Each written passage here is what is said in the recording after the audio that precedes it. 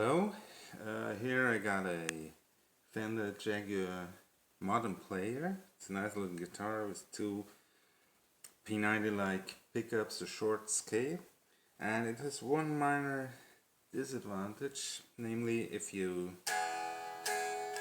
play, sometimes accidentally hit the volume pot, and in my case change the volume. And there's a nice little fix to avoid this. I want to show you.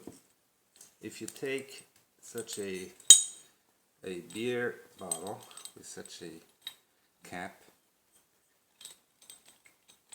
you need to take one where you can remove these little rubbers here. Then you can fix it in that way that you remove the knob,